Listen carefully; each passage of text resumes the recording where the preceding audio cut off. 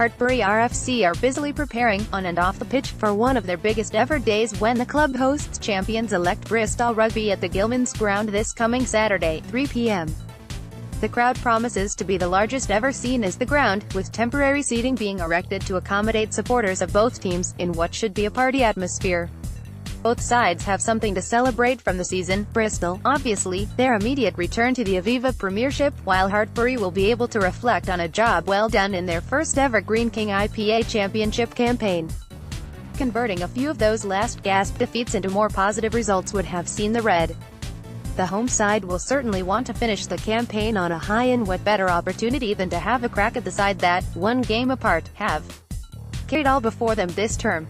Hartpury's only previous encounter with Bristol was at Ashton Gate on the opening day, where they certainly gave a very good account of themselves. Having enjoyed the majority of the territory and possession, Hartpury were not flattered by holding a narrow halftime lead, which could have been greater had referee Matthew O'Grady not lent the wrong way on a couple of key decisions.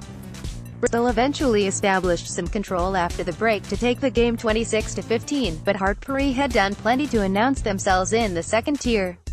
Hartpury Director of Rugby, John Barnes, has recognized that plenty has changed since that wet day back in September. "There is a very different feel around this game," he said. "They are the champions. They're going up. They have got players who will be leaving after this game and new spaces coming in, a change in their branding. There's a lot going on at their club at the moment." Looking back to that opening fixture, we really did go into that feeling as though we were going to be competitive. I think we surprised Bristol that day, as well as all the other clubs in the championship. We're going into this Saturday very much looking forward to the occasion. It's a great opportunity to get a big crowd in, the biggest in our history so far, and also to test ourselves against a professional, Premiership quality side. Hartpury sparked their Ashton Gate performance by exerting a great deal of pressure at both the set piece and the breakdown. Are these the areas that they will target again? "It was a wet weather game and the first for Bristol under a new coaching setup," said Barnes. "It's certainly an aspect of their game that they have worked on since. The set piece, both against Doncaster last week and Nottingham the week before, was very, very good. Mark Irish has certainly turned their scrum around, so fair play to him. The set piece is an area where we've generally been competitive all season, so we'll just have to see what happens. As always, conditions could play a part."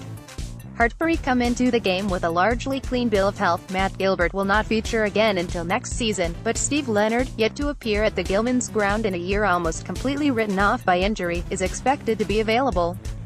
It should also be an interesting afternoon for Harry Randall, anticipated to be back at scrum half for Hartpury after missing the recent game at Ealing Trailfinders. The former Hartpury student, both an Oz and Bucks winner at the institution, will be playing against his future employers, following the announcement that he will be joining Bristol, from Gloucester, in the summer. Let's hope he gives his new management team plenty to think about. Irrespective of individual ambitions, Hartpury will be well advised not give Bristol the kind of start that Trailfinders enjoyed a fortnight ago. "A hot day on the rubber crumb is not the best place to be against a fully loaded Ealing team," said Barnes. "After 12 minutes, and at 26-0, I was feeling a bit nervous.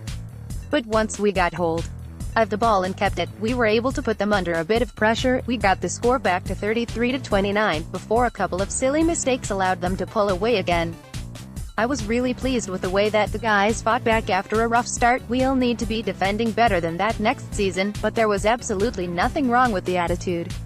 Barnes, along with all Hartpury supporters, will be looking for a similar spirit on Saturday.